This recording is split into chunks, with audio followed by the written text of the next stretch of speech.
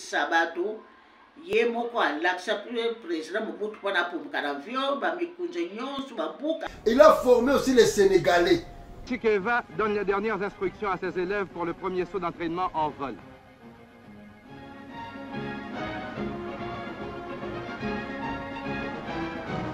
Ce spectacle pour la première fois.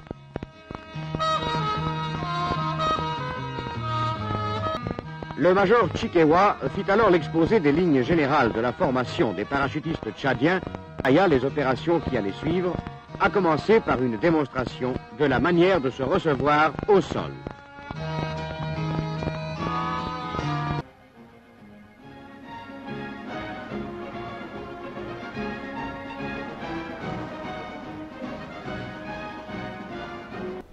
Nazali Chikeva Simbilela Chinzambi Maniema, Ntinu Makongo de la dynastie Lengi na territoire ya Lukula, na secteur ya Kakongo, trône na ngeza na village ya Ngunzi. Na ningate ba benga so ba chef coutumier parce que eza ba appellation mo babe. Je suis grand roi, sa majesté Ntinu za comme Nzambe. Donc naza représentant Nzambe na muki. Bon, le 14 juin, 36 ans après décès naé, la famille représentée, la famille Chikeva, Kotoza na Congo, partout et à l'étranger, représentée par Naimoro Lentino Chikeva, Simbeli la Chinzambi Maniema, on a décidé avec nos frères et sœurs, il y a Asben Nabisobena Congo, on a honoré le grand général Chikeva, Oyoyo Atika Biso, ça fait 36 ans, qui a beaucoup contribué pour notre pays. Bon, Ngai Nazali, petit-fils, il y a général Chikeva, donc on a la Koko. Donc on a Koko na ya liboso. Koko ya liboso Chikeva mona de son vivant, ils ont ngai. Les gens qui ont combo na ngaza Chikeva Simbili la Chinzambi Maniema. Donc Chikeva Simbili les a combo na ye. On a pesa ngandoi. Muto abotinga combo ne Chikeva Tuluka Janine. Moi na ya liboso, il y a général Chikeva. Donc on a yaya, il y a ba Chikeva nyonso au bazar partout dans le monde. Il y a na bango yewana ya mwasi Chikeva Tuluka Janine. Donc après il y a des âges Georges Chikeva, Jean Chikeva, ainsi de suite.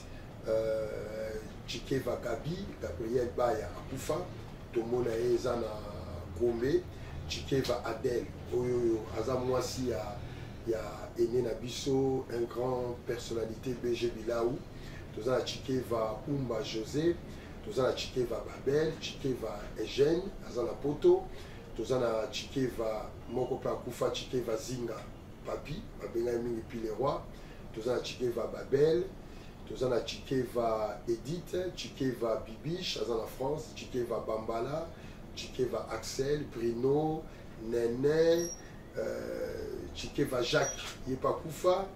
Donc voilà, Chikeva Boto moins 23, Chikeva Elisa Koufa, Chikeva Belé 23. Et Nabiso, ma petit-fils, ma petite-fille, tellement ébélé, na Congo, à l'étranger. Les noms Chikeva uniquement la famille Nabiso. Donc, il faut que la famille Nabiso pour porter comme Chikeva. D'ailleurs, il y a un général Chikeva, la famille Nabango, aza unique, ou aza na Komboana Chikeva. Chikeva za balubate, eza biso ba oyo. Chikeva, ngolo ba mutu oyo, azali parmi batu, ou abani sakabatu. Yamwana Chikeva, na kiwoyo, ou biso de l'Obagana Kongo, na Kaivemba, na Ngunzi, na Makungulenge, na territoire ya Lukula, na district ya Baflev. Donc général Chikeva c'est ça. Et en dehors on a vu sa famille, ba petit-fils nae, tout ça ba Chikeva mso bazoe bandoi, neti Chikeva Matondo, Azana Boma. Donc bazoe pe bandoi. Donc koko abota ba lebele, une affaire à 23 bana et bato ba porta ba kombo nae za biso ba petit-fils na ba petit-fille nae, ainsi que bana nae moko. Donc, le tout le monde a battu le monde a su combat Chikeva là, tiens on a autres là dit combat Chikeva non non non non. Chikeva zega yemoko na biso do porter combo. D'ailleurs les qui na mobile Masanga Alphonse Azana Kimbanse qui a porté combo Chikeva te mais Azana les qui ne Stani, les qui ne Makai Azana village, Baza Ebele. Donc voilà le général Chikeva que j'ai toujours appelé le général des généraux. Donc souvenir à mon nez tout ça moi général Chikeva c'est d'abord un père de famille. Toujours là à côté à Bananela et deuxième grand souvenir, ce qu'il a donné à la République démocratique du Congo en Afrique. ils ont pris ça honneur et à Osabanate, bien que la RDC et le Congo va oublier son parcours dans l'armée, où a réalisé en Afrique, la RDC partout dans le monde, c'est un grand souvenir pour la Bissau. Et ça va banda pour attirer les Bissautés, pour banda aux passagers, mais son parcours, son CV, son amour pour le pays, son amour pour l'Afrique, son amour pour le monde, son amour pour la Bissau famille, et c'est le grand souvenir au Tozanango, c'est un grand souvenir immortel pour tout ce qui est dans la Chikeva. Et belé c'est une grande richesse pour la Bissau. Le Chikeva, tout ça est belé. Donc voilà, on a petit-fils naé. Et pour moi, on est fier, il y a un petit-fils d'un grand général. D'abord, il fallait battre Bango. Chikeva, Azali, Mutuya, secteur Yakakongo, dans le territoire de Kula, dans le Congo central, dans le district Abaflef. Papa n'a comme Zita Simba, maman n'a comme Tuluka Kinkela. Muto aboti Zita Simba, comme Chimwe Kasumba. Donc, Chikeva, Azali, prince royal, il y a dynastie, il y a Kaivemba. Où est bandi, le roi Makai Ngana. Donc, Chikeva, Azali, prince royal. Donc, Bimikuna, voilà. Moi, je suis à Liboso, Yokonzita Pauline, Aza lelo vivante, Aza na poto. Ngai vevi ya mwasi ya pauvre Zela Chikeva na asukani na mboka France. Ale ngai mama Zela ngai mwasi ya vevi Zela Chikeva, mwasi ya Liboso. Ya mwa Liboso na pesi mboti na mama président. Maman Denis, moi c'est la présidente de la Bissau na Congo. C'est la maman présidente de la Bissau. Après, na pesi mboti na ba vevignon, c'est ba soda. Liboso akalika na l'Israël pour na koyekola pumbuka na avion. Bakendaki basalaki inane pour ba pumbuka na avion pour na kolakisa batu pour kumbuka ba parsit bayi na Congo abadiko basi abadiko bayi kokoma badiko kumbuka na avion grâce na ngai azalaki fi pala Liboso ba kumbuka na avion na mbwa ezalaki na ndako na biso kumune elungi abakumbuka na avion na tata na bana Liboso akitisi bango après amati lisusu abadiko kitisa bato ye moko alakisa président Mobutu mpona apumbuka na avion bamikunje nyonso babuka nyonso aza koya mpona bayekola mpona kopumbuka na avion. Akendaki na États-Unis koyekisa bato mosusu ndenge bato bakoki kosauve motu soki akangami na parasite. Alors les jeunes viennent raconter n'importe quoi, ou Chike baza moto Angola, Chike baza non. Allez dans Congo central, dans le secteur Yaka Congo, dans le territoire de Lukula, c'est là où on a même Batombo. Il y a des parents, il y a des grands-parents, et Chikeva, c'est un prince royal. Bon, Chikeva, Azalaki général, soldat, bien formé. Chikeva, côté armée na Bouma, à l'époque, à force publique. Quand il y a Noko na Ediana, à l'époque, Azalaki n'a pas Noko na Ediana, Oyo Aboti, Ngoma Diana na Boma, Lukoki Diana na Ngoma, na Boma, Matondo Diana Chikeva na Boma. Donc, à Kendagi Kuna na Boma, c'est là où dans l'eau qui ménisier. Et c'est alors, Mindele Bakangiye, par contre, armée, ils ont eu volontariat, d'être motivement à qui ont mis pièce à l'armée. Mais il y a Bakangiye à l'époque à force publique. Mimi na Matadi. Et la Matadi, c'est là où on a une formation militaire. À Rosala formé comme étant ma premier instructeur commando par l'officier, par l'instructeur Dede Ken, dans la ville de Matadi. Bazaki, même promotion, na ba général Ikuku, Bumba, Ngachi, Yogo, Danga, ba formé bango, bazaki au moins 11 instructeurs commando, béret vert, formés à Matadi. C'est là aussi que maman Nanga Chikeva Tuluka Janine a botamaki na ville ya Matadi. Et c'est par après que Chikeva va avoir bourse, qui na Belgique, pour la perfectionner formation militaire na bango. Comme appelé à la garde royale, la robe Baudouin, le palais royal, la robe Baudouin na Belgique. Et on va quitter Kuna, étant la Komikuna, na baningani ba général Danga, ba général Ikuku, ba Kuna pe ba ko la parachiter. et bah, une formation para kuna. Ce qui était différent na yena baninga na ye, il y a bandé ko distinguer, et c'est alors que quand Zaïre a eu indépendance nango, mindele ba otinda bango sur la France, ba otinda bango na Israël ba perfectionner formation militaire na bango ya ba para. Et tant que formation commando kuna, béret vert, commando béret rouge, alors comme Tchike avait distingué, au retour na bango, c'est alors que les Congo à l'époque, sa général Tchike va responsabilité, il a formé parachutiste il y a République démocratique du Congo. Il y a formé bango, et Tchike va former première promotion à Israël, qui a formé bango à l'époque, il y a Seta. Ils avaient d'abord CANCIP, centre d'instruction para. Et après, en 1963, ils ont à CANCETA. Et en 1962, quand ils ont perfectionné cette formation, ils ont parachutiste adjudant Liaou, parce que parachute qui était pendant la Nicolotina C, c'est alors qu'ils ont s'appeler CANCETA, la Combonaïe. Donc, Tchike va former le maréchal Mobutu. Il va former, Tchike va former les Sénégalais, Tchike va former les Tchadiens, les Gabonais, les Burundais, les instructeurs Nabao. Tchike va former le général Babia, le général Fallou, Tchike va former Bao. Bon, moi, on a une vidéo, Tchike va former les Sénégalais. Il y avait le général Babia, il colonel. À l'époque, Tchike va dire major, il va former. Et à ce moment-là, il coucou, il commandant à camp. Parce qu'il coucou, il m'a cassé l'administration. Il y a un tâche à responsabilité aux commandant à camp et Tchike va dire directeur para. Il y a un formé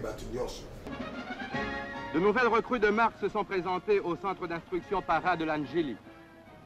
Il ne s'agissait de rien moins que d'officiers supérieurs de l'ANC, des lieutenants-colonels Fallou, Babia, Koudiakou Banza, du secrétaire général de l'Assemblée nationale et de l'ambassadeur du Sénégal près de la République démocratique du Congo.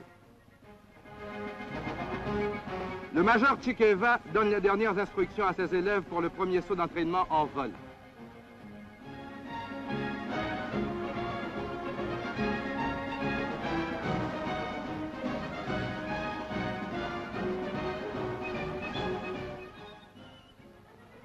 L'avion emporte les candidats para jusqu'à 1200 pieds. Instant d'émotion.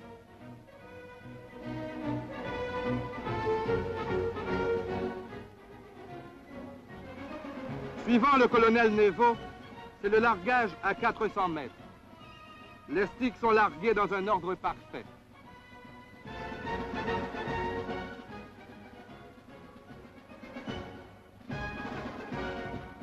Les corolles des parachutes se déploient dans le ciel congolais.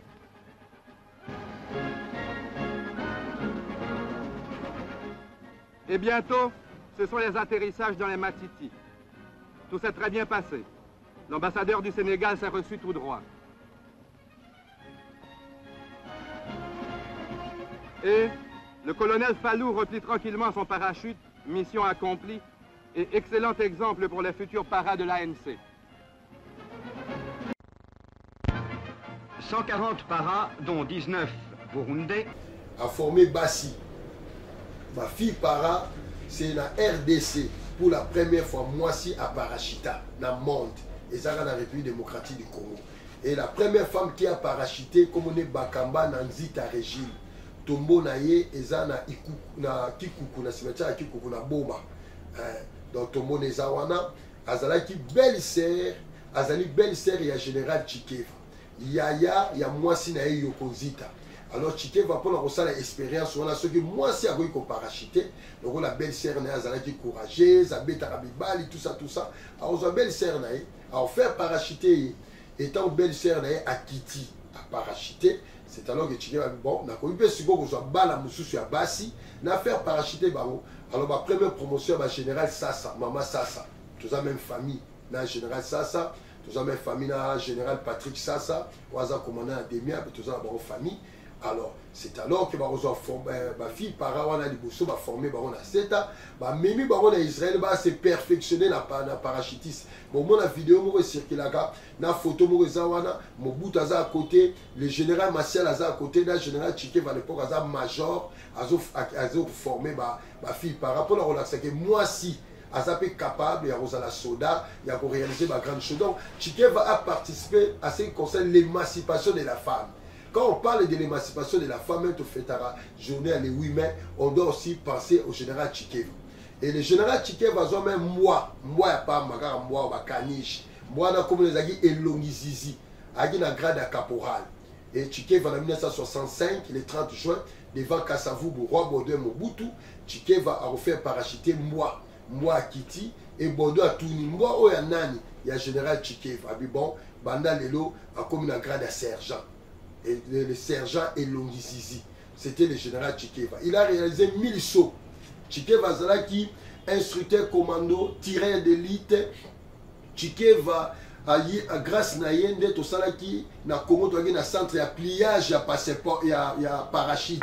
Tu as un parachute. Et même le maréchal Mobutu, pas parachuté, il faut Chikeva Zalapembe. Il a formé Mobutu, Chikeva Zalaki lieutenant na Israël. Alors, à faire parachuter Mobutu, et Mobutu a loué un avion, un saut automatique, à Kititi, la mer morte. Et au monde, dans la vidéo, on a général Ikuku. À l'époque, capitaine, Azana na dingi na se, Azo c'est la Mobutu na mai pour azoyer. Bon, Mobutu, le rôle, Azaki pe na moi malhonnêteté na hier pour reconnaître ma grandeur. Et à l'objet, il y a le premier parachutiste à Congo, c'est faux. Le premier parachutiste à Congo, c'est le général Chikeva. Il y a un français, c'est le bar effectivement, André Parra. Alors Mobutu pour refacer ma trace, a habité André Parra na Zagi Mundele. C'était le général Chikeva qui a réalisé 1000 sauts. Alors, un avion à Télémi. 1000 sauts. Alors, ça, un saut automatique. À Kenya, à Los Angeles, le capitaine Pongi Ngoma. À Kérola, qui s'est américain, il va sauver un avion. Ce gars, Bimi, parachute et quand même, dans les papouilles avion. C'est le général Chikeva a réalisé. À Kenya, en 1966, à Mobutu, il y a Équateur, dans la ville, il y a Dondo. C'est là où maintenant, il y a le site commando béret vert. Yemta Salango à Tongiango na Mobutu. Ça, c'est le meilleur site naturel. Et bah, tout va passer formation commando na Kota Koli. Donc, Kota Okola, il y a des voies Chikeva. Au même temps, en 1967, ils ont interdit. Au sein de la c'était plus dangereux pour battre Akuna. Alors, le roi Chikeva na mission, na SETA pour la reformer ma parents. À cause de Bissika Mibalete, Équateur, na Kinshasa, il y a un Mobutu était dans l'obligation de sa major Debron. Et Debron belge allié a commis qu'on formait sur les restes de la commando. Donc c'est grâce au général Chikeva que vous avez eu comme général Mayele, vous avez formé général Chikeva, général Nzimbi, général major Gami, Oyoyo Azali, instructeur formateur, il y a Sarma na Baki. À l'époque, d'ailleurs, nous avons le capitaine Chikeva, à Londres. Puis même parmi les instructeurs, il y a Armement, il y a Sarma. Avant Sarma, il y a Maboko Yangwanda, moi j'étais là, et nous avons Innocent Chikeva Makasi, première promotion à Sarma, format Baki, la Major Gami. Major Gami, il n'y a pas de biso, na Mwanda, il y a la maman de Janine. Pour bagami bango nyonso bayaka na ndako na biso na SETA et Major Mpika avant di pa na biso na SETA maman na koko na ngai yokonzita alambela ke biloko azoli azo repasser bilamba na ye quoi qui Nzimbi nous a formé le général Chikeva a même promotion na koko na ngai za vivant lelo Alphonse Masanga le petit frère propre ya général Chikeva Alphonse Masanga boti bango na général Chikeva moi na suka na bango Azali soda maintenant à la retraite, Azala Kimbanseki, beaucoup tourné ma témoignage au Aroïb Sabino. Alors, Batouala Nyonso, c'est le général Chikeva Mouta Forma Bango.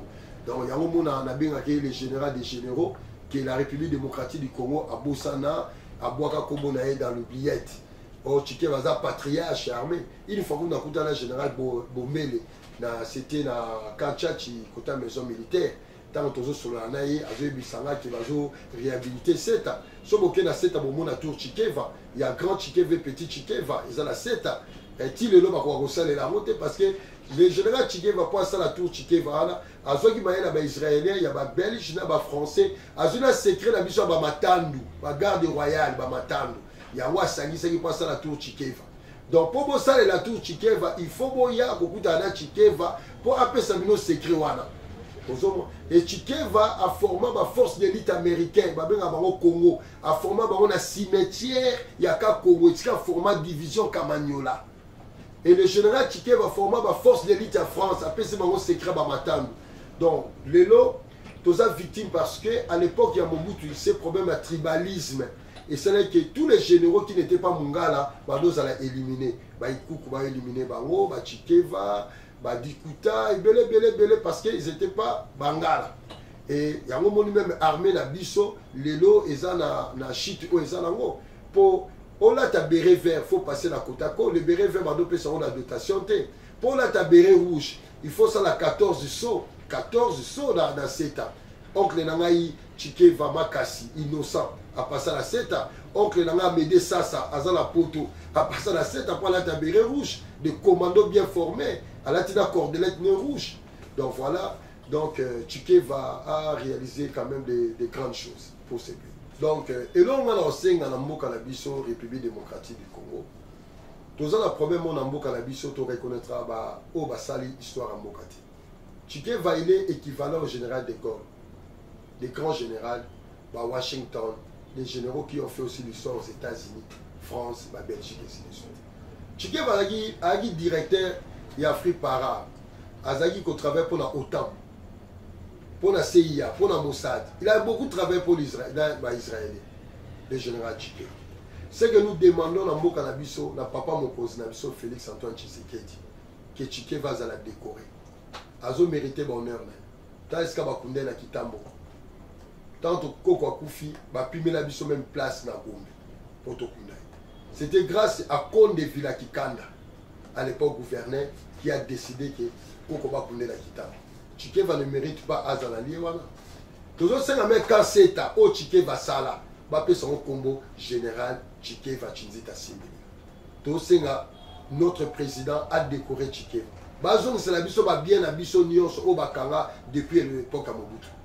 Le président le Belém sur l'état des droits, na mandat na eba congolais to regretté, az espoir na biso ameka quand même autant la peine ka Tchikeva.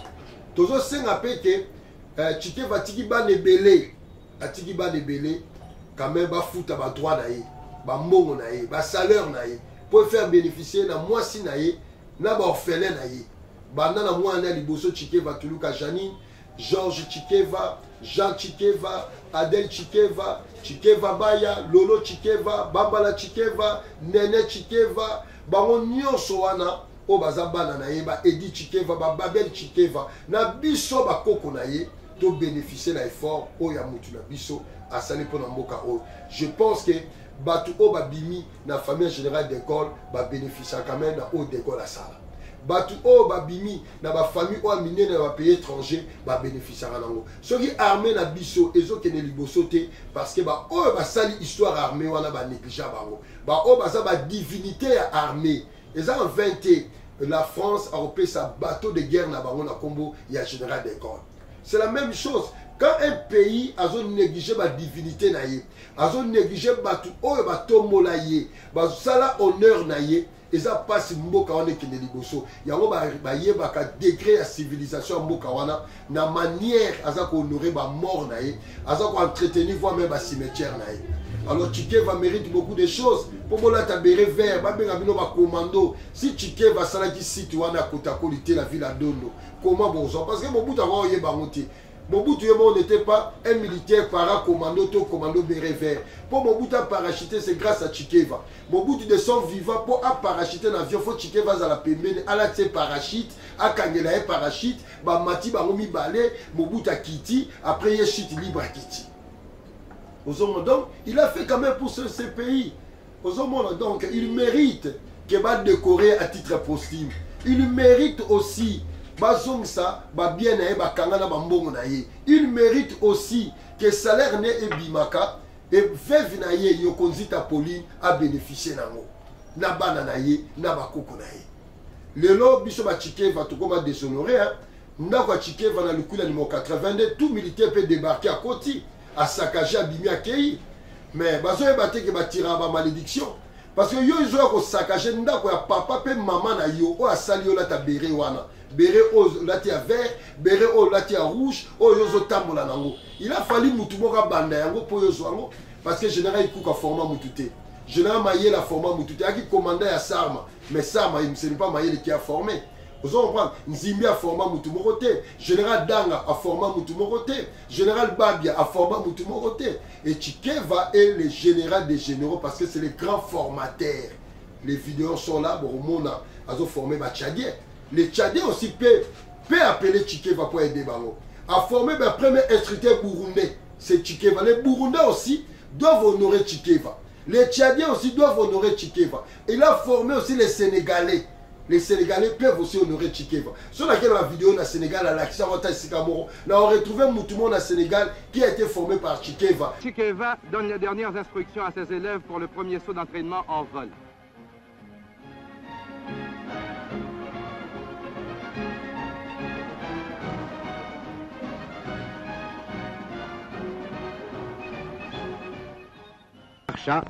Qui voyait ce spectacle pour la première fois.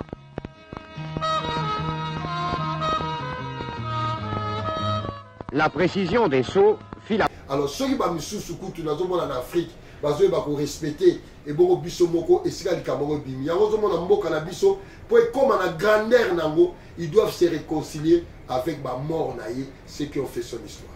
Donc voilà, on a eu son petit-fils Tchikeva Simbilela Chinzambi Maniema, Nazali Ntinu Makongo, de la dynastie Lengi, na territoire ya Lukula, na secteur ya Kakongo, trône na ngeza na village ya Ngunzi.